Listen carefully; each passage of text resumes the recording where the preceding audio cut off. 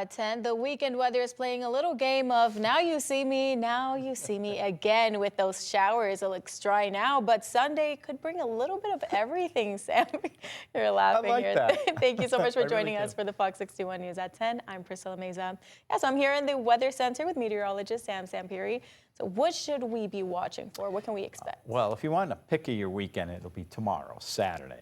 Sunday, we have the better chance to see some showers, a little bit in the morning and then again in the afternoon and evening. So at least it's not going to be a washout. Perfect. So that certainly is great news. Let's take a look at the weekend summary, and you'll see that, again, we're going to have the scattered showers on your Sunday, but Saturday it is going to be mostly cloudy and dry. And as a matter of fact, I wouldn't be too surprised to see some sunshine, especially western Connecticut. Right now, temperatures are cool and comfy, 64 Torrington to 71 Hartford, 71 Bridgeport. Again, everybody else in the 60s across the area. Dew points are down in the upper 50s and near 60.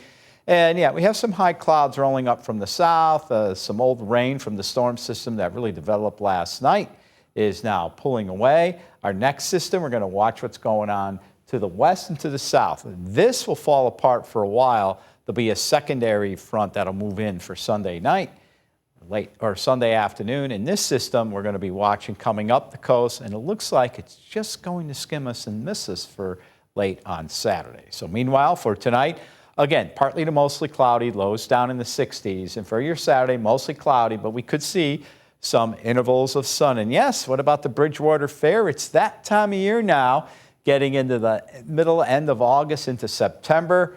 Yeah, it's time of the season now. It's going to be cloudy, not much chance of rain, but at least it's going to be dry and comfortable with temperatures averaging in the 70s across all of Connecticut. And again, we'll have a north to northeast wind. So it's comfy and it's cool, and I'll be back in a few minutes. We'll talk about Sunday. I'll time out those showers and what can you expect next week. Details coming up in a few minutes. Priscilla? Thank you, Sam. East Hartford police say a driver and a scooter rider crashed today. It happened on Silver Lane in front of the 7-Eleven. We're told the scooter rider was taken to the hospital, but they didn't say how seriously hurt they are. And then in Manchester, State Police are looking for a passenger who went missing after a rollover crash. Troopers say it happened on I-84 between exit 60 and 62. This is an active investigation, and we'll let you know if we learn anything more.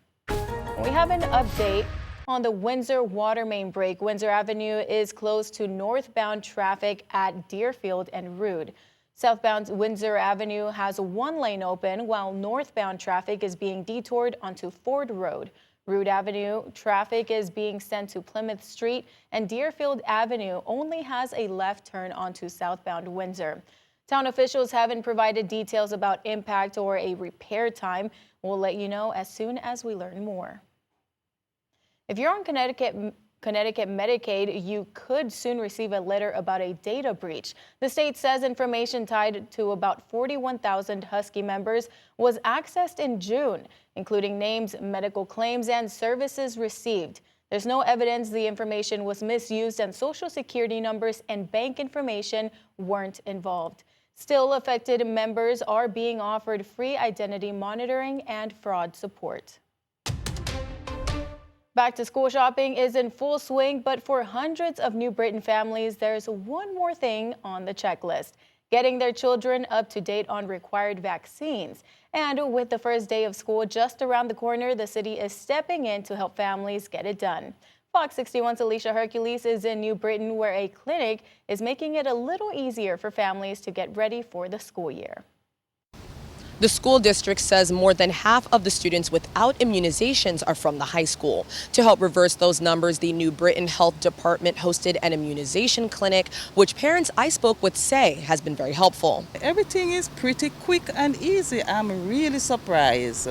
Rosemary Collins came to the immunization clinic with her granddaughter, who recently came to this country from Jamaica. When you come from the Caribbean, you know that immunization is very important. School officials told Fox 61 that around 300 students are without their immunizations just days before the school year is set to begin. Caleb Coles, the director of health for the New Britain Health Department, says this number is concerning. Pretty shocking to know that that there's a lot of kids that don't have access to vaccines. The New Britain Health Department, in collaboration with the Community Health Center, hosted an immunization clinic to give students those much-needed vaccines. School starts next week, and so we wanted to make sure that when the kiddos are ready to go back in, that they're going to be ready to go. The state requires children to be vaccinated against illnesses like polio, measles, and chickenpox. Cole says it's important for every student to be vaccinated.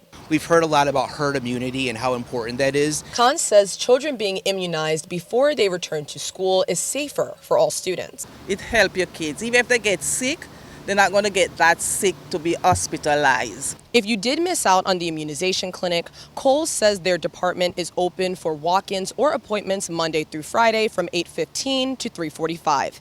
In New Britain, Alicia Hercules, Fox 61. Two Watertown brothers are accused of causing an overdose death in Rhode Island earlier this week. Benjamin and David Meadows were in court yesterday on drug charges. Hopkinton police say they caught the brothers in a sting operation. Detectives used the victim's phone to buy fentanyl from them, and after the transaction, police arrested the brothers. The investigation is ongoing and more charges are expected. A Hartford man and woman face charges after West Hartford police say they hit one of their cruisers this morning and took off. Angel Sanchez and Ilda Cruz are also accused of having drugs on them. Officers say they tried to pull them over on Prospect Avenue when they hit the cop car and sped onto I-84. Police say they ditched the car and ran off, but officers quickly found them. Sanchez and Cruz paid their bonds and will be in court next month. Waterbury police say a woman was under the influence when she hit a man with a car last night, killing him. Morales Rivera Maldonado is charged with manslaughter in a Danbury man's death. It happened on South Main Street around 9:45 p.m. Investigators say River Maldonado continued driving after she hit the man and hit two parked cars. He was pronounced dead on scene. Officials haven't publicly released his name, and River Maldonado was in court this morning. A 54-year-old construction worker is in critical condition after being trapped by concrete barriers. Officials say the incident happened last night in East Lyme near New Frontage Road and the 95 South exit ramp. It's unclear how this happened, but OSHA is aware and investigating. The defense rested today after calling 10 witnesses in the trial of a Massachusetts mother accused of murdering her 3 young children in 2023. In court today, Lindsay Clancy's mental health and treatment efforts before she took her children's lives took center stage. Cheryl Hubbard has details on the case. So, counsel, can I see it sidebar? After 18 days of testimony from both sides in the triple murder trial of former nurse and mother Lindsay Clancy, the defense rests. Before resting, the defense called 10 witnesses to testify about her mental health. A forensic psychiatrist, the defense's final witness, testified Friday that Clancy was, quote, frankly psychotic at the time of the killings. It's almost like she was a puppet and someone else was pulling the strings.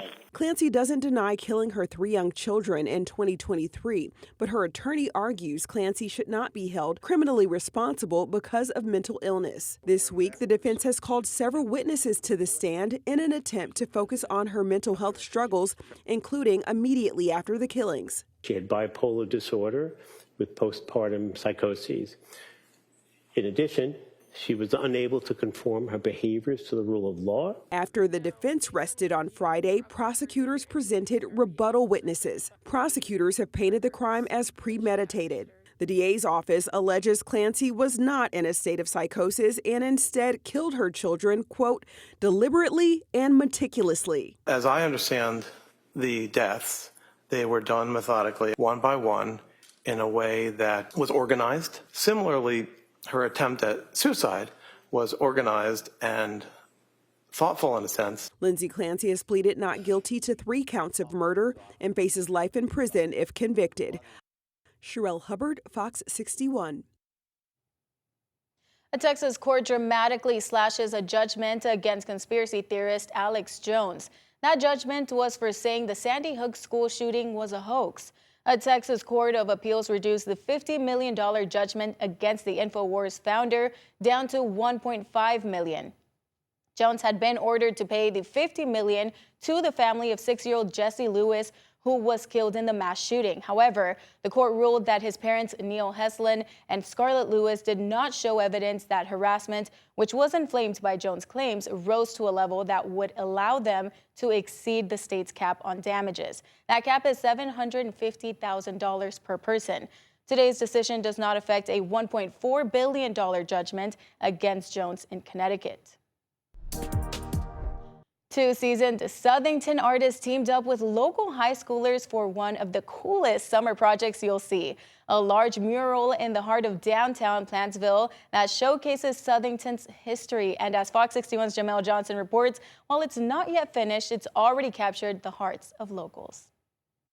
One of the most recognizable areas in Southington is downtown Plantsville. It's undergone several changes throughout the years, and generations of neighbors have different memories. And Plantville's newest addition pays homage to its roots in more ways than one. 772 South Main Street has transformed from a normal three-way junction to an intersection of history and modernity. Artist Brian Dracolo says this mural showcases the unique identity of downtown Plantsville. And we wanted to kind of tip the cap toward the history and the people that came before, because that's the best way to lead into the future. You know, the buildings and some of the locations that were happening in the artwork is stuff that's right around this area, or things that were here a long time ago. Dracolo and his team found historical photos from this exact place and used them as inspiration for the mural. The images on the wall are already taking people back in time. We were listening to a few people tell stories about things they remember from the town. Some older folks came over, and I think one of the gentlemen was in his 90s, and he started talking about how he remembers certain things. And his wife, actually, her father was a traffic cop right on this corner, helping kids cross the street on their way to school. And that was really cool to hear. Now students get to pass this same area and get a feel for the generations of students who came before. Some of these students are Colin, Dominique, and Celeste, three artists who joined Dracolo on this project through the Southington Youth Services Mural Makers program. John Esmail, the director of Youth Services, says this summer project taught the students important life lessons. The kids really latched onto it, so I think understanding what it takes to work as part of a team, what it takes to do something within your community. It's summertime, they could be hanging out, going on hikes, just doing whatever they're doing, but they decide to go to work every day and work on projects like this to ultimately better the things and opportunities they have in their community. As a neighborhood native, the mural hits close to home for Esmail. I remember some of these storefronts. I remember the eatery that was here. The nostalgia of the town and the feeling of Plantsville is encapsulated in that mural. Dracolo says the team is about 90% done with the mural. Right now they're just waiting on some more colors to come through from a shipment. They also plan on doing an unveiling of the finished product. In Southington, Jamel Johnson, Fox 61.